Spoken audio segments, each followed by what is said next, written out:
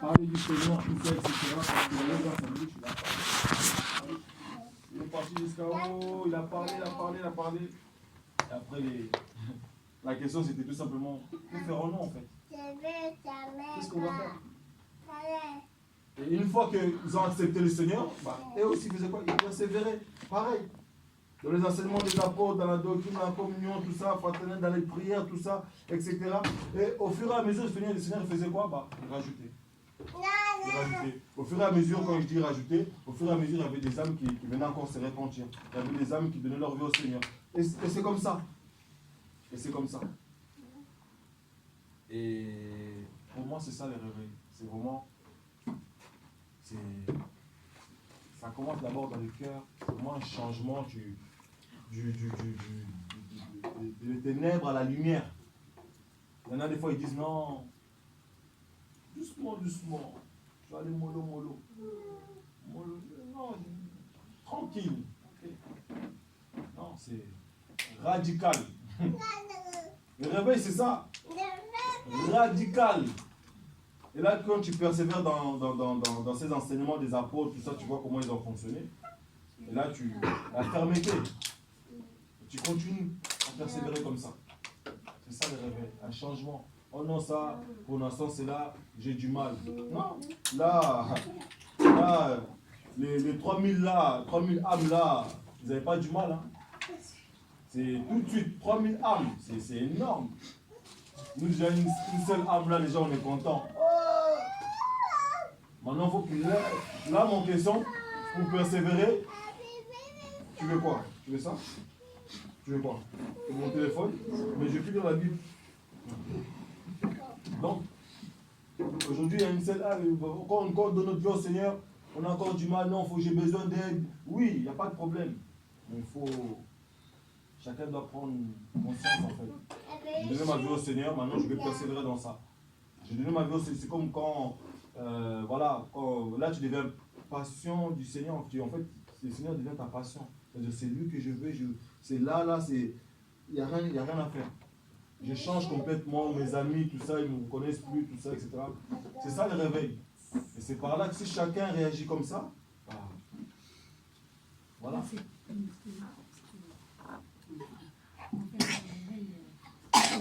je pense que le plus important, c'est d'entendre Yoshua. Comment? C'est Yoshua qui doit nous convaincre. Oui, mais à travers la prédication.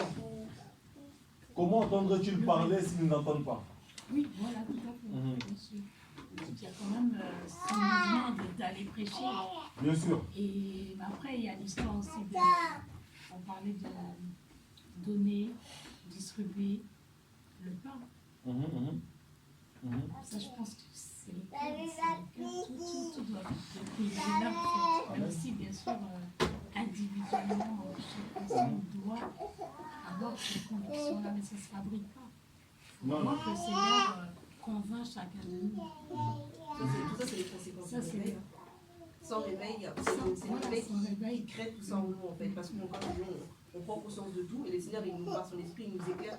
Quand on est endormi, on peut passer tous les jours à côté d'un SDF, on le voit, mais ça nous fait rien. Et le jour où le Seigneur nous réveille, on va se rendre compte, en fait. Et on va avoir cet amour qu'on n'avait pas pour les veuves, les orphelins, les veuves dans les familles. Donc sans réveil, tout ça là, nous a déjà touchés. Je vais donner un petit exemple. Moi, j'ai déjà été, tout à l'heure, le frère parlait de tout ce qui est Resto du Cœur, Croix-Rouge, etc. Moi, à un moment donné, il y a un temps où j'étais en galère et je suis partie à la Croix-Rouge. Ça, je n'ai pas fait toutes les Croix-Rouges. En tout cas, là où moi j'ai été, il n'y avait pas d'amour. On le fait parce qu'il faut le faire, voilà, on est bénévole, on s'ennuie le mercredi après-midi. Il n'y a pas d'amour, on nous bat comme des animaux. Et c'est une des personnes qui me servait mal, en fait. Quelques temps après, le Seigneur m'a fait grâce de travailler. Donc, je travaille dans un magasin dans ma ville. Et cette personne-là, en fait, un jour, elle est venue faire ses courses, mais elle ne m'a sûrement pas reconnue. Et la tonalité, en fait, avec laquelle elle me parlait quand je venais avec mon caddie parce que j'avais faim, c'était pas la même quand elle est venue me demander un renseignement dans le magasin. Et je sais qu'elle ne m'a pas reconnue. Et c'est là que j'ai compris, donc en fait, tu sais être poli, c'est parce qu'elle n'est pas réveillée, elle fait pour faire. Tu vois? Donc, elle a donné à manger, oui. Il y en a d'autres qui diront, Seigneur, n'avons-nous pas fait ça en ton nom? En fait, vous n'étiez pas réveillés. Vous l'avez fait parce que c'est un mouvement que vous suivez en fait. Mais vos cœurs n'étaient pas réveillés. Il n'y avait pas cette compassion, il n'y avait pas cet amour, cette vie du Seigneur en fait. Donc effectivement, le Seigneur nous convainc qu'une personne qui est réveillée, un enfant qui dort, on ne lui donne pas à manger. On va d'abord le réveiller pour qu'il se rende compte. Et quand l'enfant est réveillé, maintenant on le place à table et il mange. Et le Seigneur, c'est la même chose. Il ne met pas dans notre cœur en fait la conviction de quoi que ce soit tant qu'on est encore endormi. Donc comme je dis, tout le reste, c'est vraiment une conséquence du réveil, quoi. Pour aller dans le sens de ce que tu dis. Effectivement, en fait, nous ne sommes que des instruments inutiles. Vraiment, quand on lit un peu le passage plus haut, Pétros disait écoutez. Ouais. Il est venu d'abord par prêcher l'évangile, disant écoutez tout ça, il a parlé de Shua, tout ça, ressuscité, tout ça, etc. Ils ont écouté, bah, à partir de là, c'est le Seigneur en fait qui a touché le cœur. Mais nous, en fait, on fait juste notre part. Nous, on fait juste notre part. En fait, comme là, je vais sortir, je parler du Seigneur, mais c'est pas nous qui faisons en fait. Nous, on est juste des instruments inutiles. Et c'est le Seigneur qui... Et c'est vraiment le Seigneur qui fait. Contrairement à beaucoup aujourd'hui, quand ils évangélisent, il y a une âme qui est touchée. Non, tu es à moi, c'est moi, je t'ai prêché la parole. Tout ça. Non, nous on n'a pas le pouvoir de faire changer qui que ce soit. Voilà, c'est vraiment le Seigneur qui change les cœurs, tout ça, qui transforme, etc. Donc, tu veux rajouter quelque chose? Non, ça me faisait penser à Yoshua, quand il envoyait ses disciples préparer la Pâque. Il leur a donné un ordre, il leur a dit de ce qu'il fallait faire. Et là, ils sont obéis. Ils ont obéi et ils sont partis. Et tout ce que Yoshua leur avait dit, ça se passait. Sans cet ordre-là, je ne sais pas comment ils allaient faire les choses, mais voilà, peut-être ils n'allaient peut-être pas rencontrer ce monsieur qui avait son âme, et puis enfin ses âmes là. Enfin, la précision, en fait, moi je dis que toutes les fois que j'ai fait une bonne action, j'étais vers mon prochain, c'est parce que souvent, le Seigneur m'avait touché quand j'ai eu cet amour-là, le Seigneur a dû déverser son amour dans mon cœur, qui fait que j'ai pu servir mon prochain. Sinon, j'allais peut-être passer près du pauvre, les SDF, chrétiens ou pas. On leur donne une pièce comme ça, voilà, mais c'est pas vraiment conduit par l'esprit, quoi. On fait, bon, voilà. Donc je pense qu'il y a quand même, pour chacun de nous, il y a quand même cette prière il faut que chacun de nous, on demande au Seigneur de vraiment nous donner ce cœur-là, parce qu'on ne peut pas faire les choses automatiquement. On peut l'entendre, tout ce qu'on dit, oui, il faut se lever, il faut entendre. Mais après aussi, il faut que ça descende là. Je reviens par une question après. Voilà. Il faut qu'on fasse les choses vraiment avec. Pas parce que le frère Aristote a dit, bon, il faut. Parce que après, c'est comme ça qu'après, on vraiment plus comprendre que le Seigneur vraiment nous touche vraiment notre cœur. Et c'est là qu'on sera plus efficace dans ce service-là. Parce qu'aller vers son prochain, c'est déjà un service, c'est déjà l'amour, tout simplement. Il s'en est où, frère? Je faisais comme les élèves, je faisais comme ça. Les élèves en classe, quand on leur dit, arrête, on va parler. Moi, ce que je voudrais rajouter pour vous encourager, c'est, j'ai entendu plusieurs fois dans la parole des sœurs, vraiment, enfin des sœurs, c'est le mot amour. Ouais, c'est le mot amour. C'est que moi, je partageais aussi par rapport à ça et par rapport à ce que Dieu m'a fait vivre aussi. C'est qu'à un moment donné, Dieu m'a réveillé.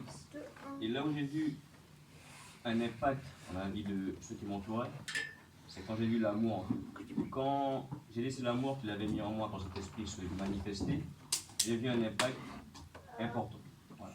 C'est-à-dire que lorsque j'ai décidé de... Parfois on voit les enfants qui pleurent, qui pleurent, etc.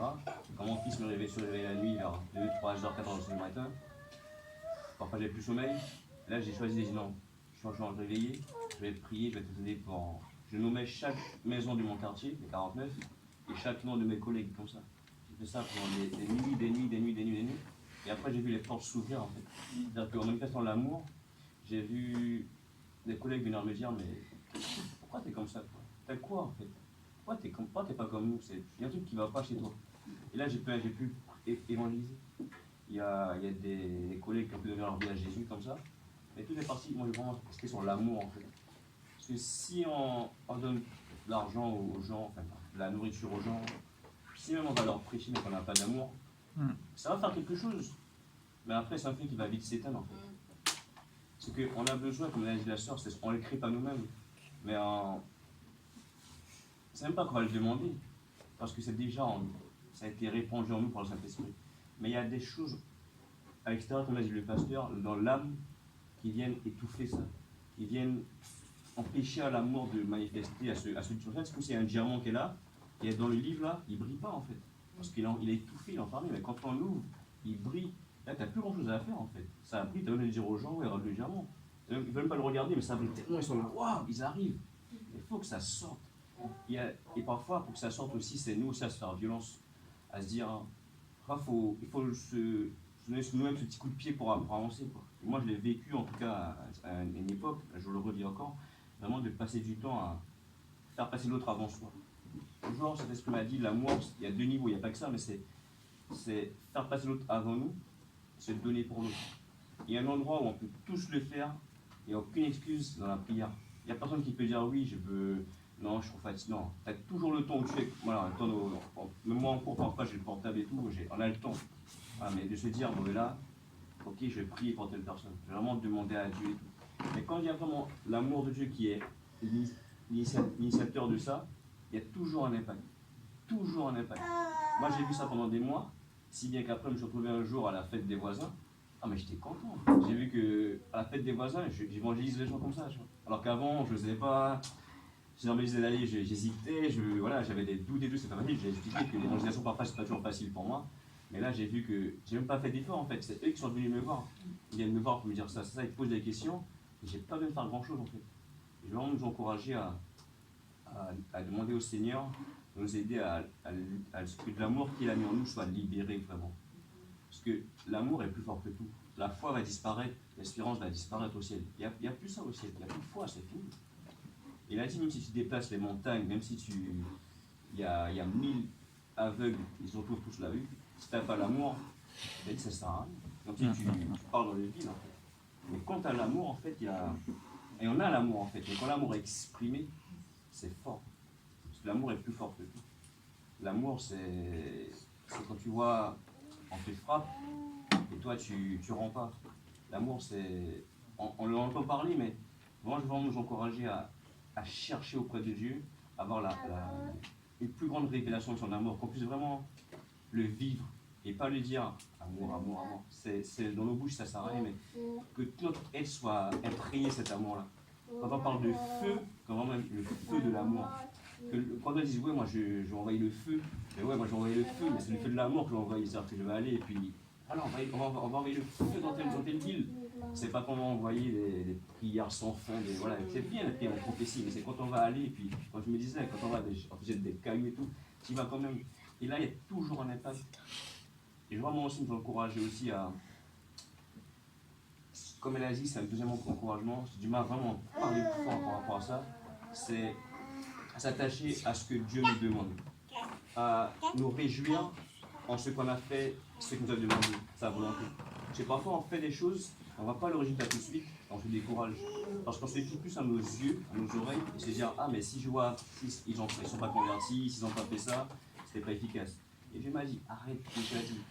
Serviteur inutile, quand tu as fait ce que tu as dit de faire, il y a toujours une joie qui va avec. Peu importe ce que tu vois, ce que tu entends, c'est pas grave. Peut-être que dans 10 ans, on va le retrouver, et il va nous dire, mais même plus tard, au ciel. Il y a des gens qu'on va voir au ciel, ils vont nous dire, mais Dieu va nous dire, regarde, tu vois lui là, il a parlé là, t'as rien vu hein, sur le coin, t'es même triste et tout. En fait, tu sais pas que là, regarde lui et tous ceux qui sont derrière lui, c'est parce que tu as fait ça en fait. Et l'encouragement, il y a vraiment ça, c'est l'amour vraiment qui se manifeste. Et la deuxième chose, c'est être à l'écoute de Dieu et de faire sa volonté. Parce qu'il y a toujours une joie et une paix assurée qui s'attachent à l'accomplissement de la volonté de Dieu. Donc, quand je donne la vision, de la provision. Moi, aujourd'hui, m'a fait comprendre, j'étais des choses, j'évangélisais, je parlais à des collègues et tout, mais j'avais ces espèces de. Il n'y avait pas la paix en fait. Parce que je regardais, je voyais que je n'étais pas converti, je me disais, ouais, mais c'est pas possible, j'ai des paroles de connaissance. Il y a des choses que Dieu m'a révélées sur une collègue qui avait vécu avec 40 ans en avance, des choses incroyables. Et je vois qu'elle se convertit. Je me suis dit, mais Seigneur, j'ai même dit au Seigneur, c'est bon, je dis au Seigneur, c'est bon, j'arrête. Il m'a dit, non, ne fais pas ça. Ne te réjouis pas de ce que tu vois, de ce que tu entends. Réjouis-toi de ce que tu fais, ma volonté. Quand tu fais la volonté de Dieu, il y a toujours la paix et la joie. C'est des indicateurs qui sont forts sur est-ce qu'on est au bon endroit. Au bon endroit, tu as la paix et tu as la joie de Dieu. Amen. Ce que tu vois ou tu entends, laisse le Seigneur faire sa part. Toi, ta part, c'est ça. C'est que tu fais ta part. Mais conformément au Seigneur, conformément à ce qu'il t'a dit, ce que tu as mis en pratique, que l'Esprit t'a réveillé, t'a dirigé. Tout, tu agis par la foi. Voilà. Mais dirigé par le Seigneur. Et ta paix et ta joie viennent directement de Dieu. Non pas de ta considération de ce que tu as fait. Parce qu'après, on considère les choses avec manière et on laisse le doute, on laisse la tristesse venir. Et ouais, moi j'ai vu des collègues, je me suis dit, mais j'étais triste, sans agir. Et quand j'ai changé ma façon d'agir, ça a eu un changement dans mon cœur. Et du coup, j'ai pu persévérer, aller plus loin. Parce que sinon, on ne se rend pas compte, mais parfois on est motivé, on est chaud. Mais parfois, il peut y avoir la fatigue, le doute, parce qu'on a mis notre nature dedans. Mais quand c'est Dieu qui agit, quand on le laisse vraiment agir, son amour nous pousser, même si c'est 6h, 5h du matin, enfin de 6h à 5h du matin, et ben on est toujours là. Parce qu'il y a cet amour qui est là. C'est pas nous, c'est pas nous. Sans l'amour. Mais vraiment, il faut comment qu'on demande au Seigneur de nous aider à retirer tout ce qui fait obstacle à la mort dans nos vies, dans nos cœurs, dans nos âmes, parce que après, il n'y a plus grand chose à faire.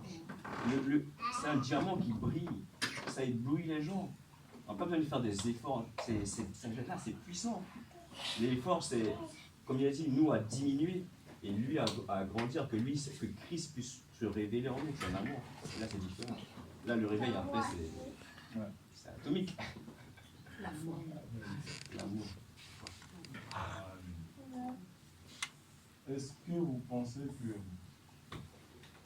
le Seigneur nous a déjà envoyé? Hein? Oui, vous voyez le fait d'aller parler de lui, quoi.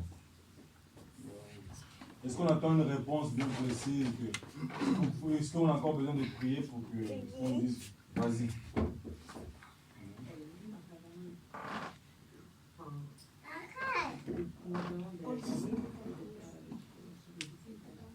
Une tenue sur terre, c'est pour y aller. On n'attend pas le top départ. Non, mais ça dépend, on voyait quoi. Parce qu'il y a plusieurs types Allez, d'envois. ouais. Il y a l'envoi global, il y a l'appel général à l'église, en général. C'est comme quand il a dit dans la parole, allez multipliez-vous, mais il se multiplie à un temps donné. C'est pas un enfant qui naît, il se multiplie déjà. Donc il y a l'appel global, c'est-à-dire c'est le but, vraiment, entre guillemets, l'une des missions générales. Mais maintenant il y a l'appel personnel, spécifique. Parce que sinon, si tout le monde se lève parce que le Seigneur a dit, parce que pour faire des disciples, il faut déjà être un maître, parce que la parole c'était les maîtres qui faisaient des disciples. Donc pour ça, il faut déjà être formé. Mais maintenant, l'appel général, tout chrétien, comme le dit le frère, par l'amour que le Seigneur a mis en nous, parler du Seigneur à tes voisins, à tes collègues, etc. Mais maintenant, pour aller dans l'appel, là, ça demande quand même à ce que le Seigneur puisse. C'est-à-dire, l'appel global, en général, le Seigneur, il n'a pas en général. Hein. Aimez-vous les uns les autres, faites ci, mariez-vous, faites ci, faites ça. Mais maintenant, ça c'est en général, mais maintenant, il y a des étapes à chaque fois. Parce que sinon, on est, le même jour où on se marie, le même jour où on a des enfants, le même jour où on fait tout. Donc, c'est un processus. C'est ça, je demande l'appel. Quand tu dis quand tu as posé la question d'appel, c'est l'appel global, comme la parole a dit, ou c'est vraiment en fonction de la vie de chacun, de ce que le Seigneur attend. Il faut d'aller évangéliser. On parle d'évangélisation, juste il faut d'aller évangéliser. Après, le Seigneur peut t'amener dans un endroit précis, justement, pour que tu ailles prêcher. Ouais, ça dépend aussi de ce que lui va te donner comme ordre. Je pense qu'il y a oui et non en fait. C'est-à-dire qu'on ne doit pas toujours attendre que je donne une révélation physique ou un pratique pour aller. On y va. Mais en même temps, il faut toujours être attentif et chercher aussi est-ce qu'il y a quelque chose de spécifique aujourd'hui. Moi je suis disposé, je vais aller évangéliser. Est-ce que, comme Paul, Saint-Esprit lui a dit non, tu ne vas pas en Asie, tu ne vas pas là. Tu as envie, voilà, c'est un champ qui est beau, mais tu vas à côté. Tu vois, tu vas par là. Donc il y a le oui, il y a le non. C'est-à-dire que oui, on y va, on est toujours disposé. Allez, voilà. Et je pense qu'il vaut mieux aller trop que pas assez. Moi, je pense qu'il vaut mieux aller trop évangéliser que pas assez. Mais en même temps, il ne faut pas attendre, si on n'a pas en fait une bénédiction de matin à 7 heures, de dire bon, mais quand j'ai pas la mission, moi je reste là, on y va. Mais c'est toujours bien, tous les matins, tout le temps, avant même que je se lève, dire Seigneur, est-ce que tu as quelque chose de particulier pour moi? Est-ce qu'il y a une direction spécifique?